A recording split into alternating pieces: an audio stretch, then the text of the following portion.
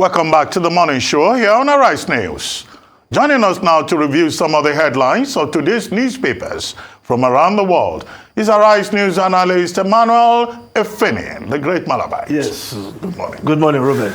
Good morning, Rufai. Good morning, sir. Good morning, Leila Johnson Salame Plus.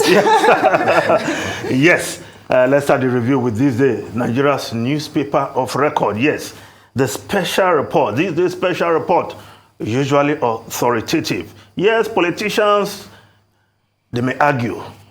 But at the end of the day, this day usually comes tops when it makes its analysis and projections.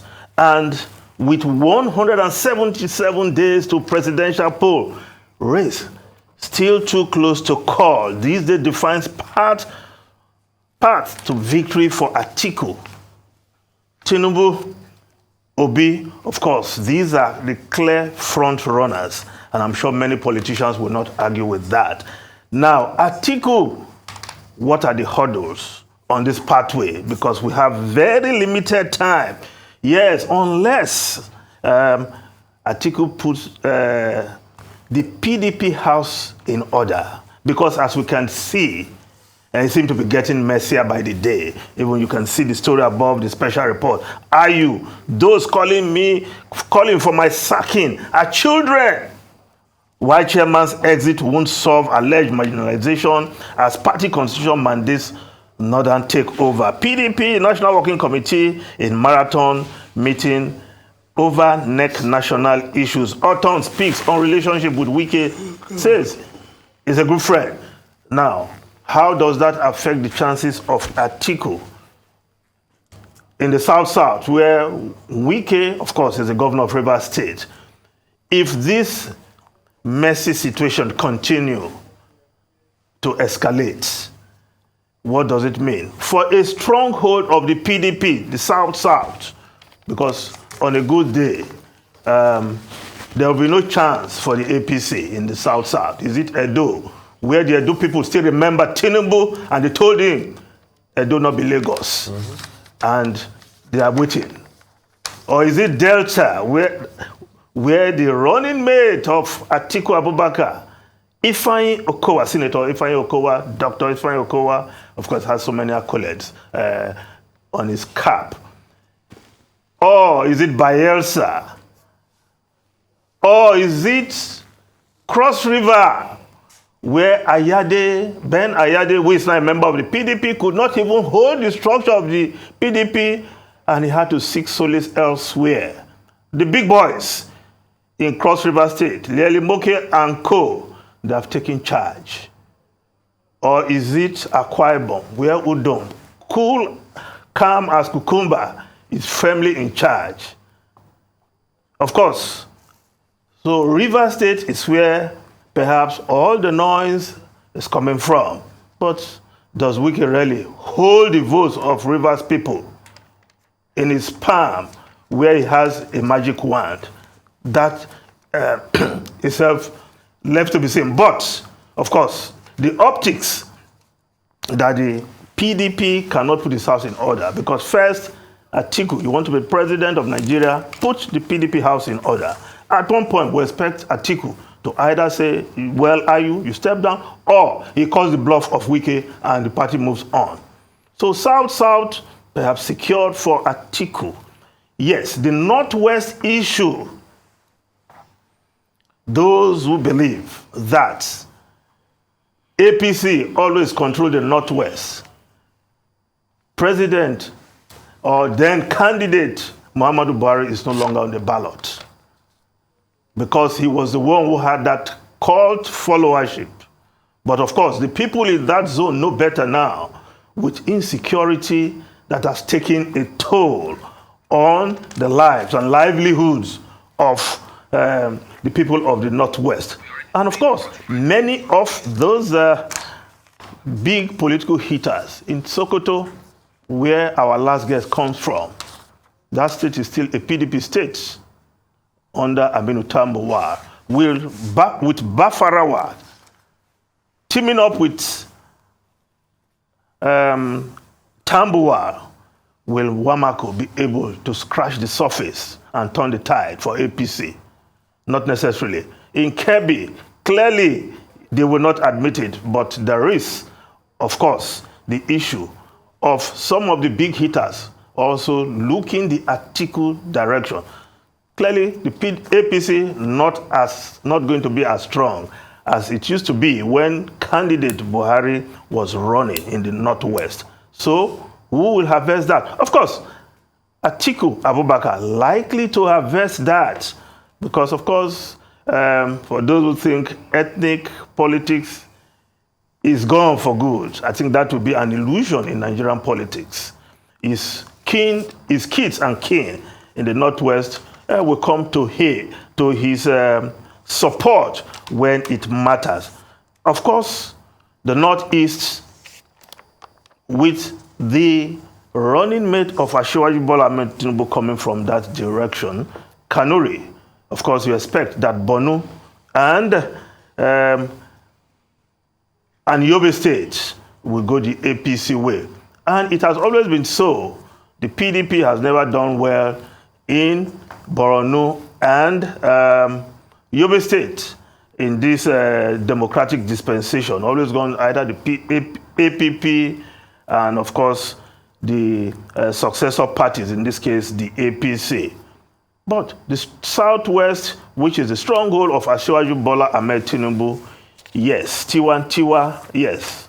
Ruben does not like me speaking Yoruba because he cannot speak Yoruba. But yes. And of course, the stronghold of Asiwaju Bola Ahmed Tinubu, I see the Southwest going its way. But of course, the Obi phenomenon, where the elites, but that is an urban phenomenon, yes, where the children of the elites are all rooting for a certain obedient Peter Obi. But of course, when you go to the rural areas of the Southwest, I'm not sure it is echoing the way it is. Peter Obi, one of the drawbacks, perhaps, whether he will have the resources to cover all the polling units and protect his votes. But with a $150 million crowdfunding in the offing, 100 million naira also crowdfunding also being put together. Billion, yes, 100 billion. Thank you. Of course, perhaps the resources Obi needs to pull and protect his votes will just be around the corner. But again, obedient, not crossing the Niger and the Benue rivers into the north. Even when over the weekend, there were several million-man marches here and there, it did not spill beyond the River Niger and Benue into the upper north of the country. But it's going to be an interesting race. Too close to call. This day is projecting. And when this day projects, it comes to pass. You will remember. Now, let's look at other stories. The Guardian newspaper. I won't step down. IU speaks as PDP crisis get messier. Yes, papers are feasting on this story. The Daily Independent newspaper, PDP crisis, those asking me to resign are children. IU vows they won't allow any individual to destabilize party. But destabilization still seems to be in the air. Vanguard newspaper, PDP, IU blows hot, says, calls on him to quit childish. The Nation newspaper, PDP crisis, IU hits Wike, Autumn, Makinde, Ikpeazu. Now, if we just look at foreign newspapers quickly, the Financial Times, German factories halt output after Russia's alarming squeeze on gas. Moscow stops Nord Stream flow. Manufacturers cut consumption. Prices case back. Of course, Russia using gas, energy as a weapon, and it seems to be working. Now, the Times of London is reporting decline of traditional UK family revealed. Landmark study finds a big rise in lone parenting. Yes, nearly half of British children now grow up outside the traditional two-parent household, according to a report. Yes, 44% of those born in 2000 will have spent at least 17 years of their lives outside a traditional nuclear family setting, compared to 21% in 1970.